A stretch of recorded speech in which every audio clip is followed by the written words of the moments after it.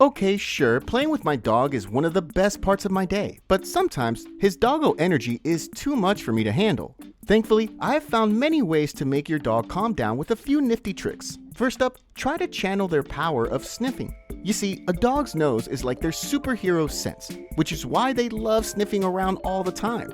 Did you know sniffing actually helps them slow down their heart rate? But here's the thing, most people don't quite get how important it is to fulfill their sniffing desires. So let me share two of my favorite tricks and let the sniffing games begin. Trick 1. Prepare a sniffing scavenger hunt. Sometimes I create one by hiding my dog's kibble all over the house. Now, if your pooch is a rookie to these hunts, you might have to give them a hand at first, but rest assured, they'll soon evolve into master sniffers. And if your four-legged dynamo seems to have too much energy still, here's what you can do. Instead of popping their meals into a bowl, make them work for it. You're feeding them and having them burn off energy without the extra calories. Talk about a win-win. My second game is all about letting your dog sniff around during walks. For your pup, a walk is more about exploring the world through their nose than it is about the actual walking. Yes, I know, it might feel like a slow pace to you, but when you let your dog indulge in sniffing pit stops, you're giving them a slice of canine bliss. So yeah, sniffing actually leaves your dog feeling happier and content. And you know what else has the same zen effect on dogs? Training. I mean, it's not just about good behavior. Training is like a mental workout for your dog.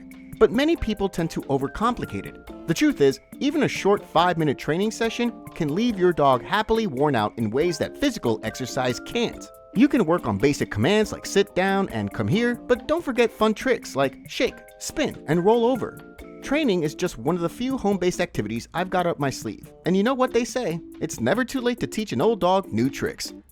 Our next one is a solo adventure that your dog must tackle on their own. That's right, puzzle toys.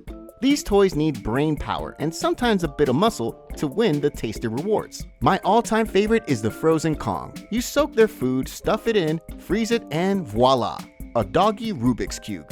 Tossing them a puzzle toy is like the cherry on top. All that mental and physical effort to get those treats sure leaves them more mellow and content by the end. Now onto the classic trick, physical exercise. Pretty much the bread and butter of doggy calmness, but here's the thing. Many dogs, especially those little bouncy puppies, can go bonkers if they're overworked. So you might want to start with a peaceful play sesh, but if you let it run for too long, you might find your pup in a wild frenzy, nibbling on your hands and zipping around all over. I know you've been there, cause I could see you nodding your head. To get it straight, there's no one-size-fits-all for how long your dog should work out, as this depends on their age, breed, and individual energy level. So you might need to play around and see what works best. My next tip takes you beyond the realm of a leash walk. If your dog is bursting with energy, a regular stroll around the block just won't cut it. You see, for dogs, it isn't just about walking. It's more like a sensory adventure. I've got a favorite too. Sometimes I hook my dog up with a long leash and a snazzy harness, and we hit the park together. You know, paw in hand. Trust me, he's utterly pooped and thrilled after. If you're more of a homebody, there's no need to fret. Indoor options like fetch and tug of war can be great fun too. But wait, there's more. Have you ever tried to play hide and seek with your furry pal? It's a fabulous 2-in-1 deal, with exercise and training all rolled into one fun game. This is how it goes. You make your pup sit and stay in one room while you hide in another. Then call them to find you. It's like a dog detective game, sure to leave them panting with joy.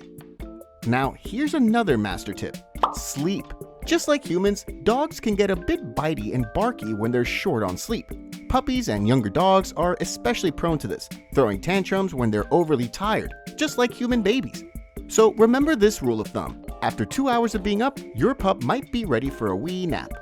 Now, you're probably aware of your dog's mouthy tendencies. They love to chew, nibble, and carry things around, which sometimes results in chewed up shoes or nipped fingers. But fret not, I have just the solution. Surround them with an assortment of toys and chews to satisfy their mouthy instincts and maintain their calm. Did you know your own energy level can determine how calm your dog is? Dogs often try to match their energy with their owners, and this little quirk can either calm them down or pump them up. So, remember to play with your puppy in a way that doesn't send their energy levels skyrocketing. But I've got even more doggo nuggets of wisdom. Sometimes, I actually kick the doggy food bowl to the curb. But more on that in the next video. And before you paw out on this, make sure to hit subscribe, comment your thoughts, and help our doggo loving community grow.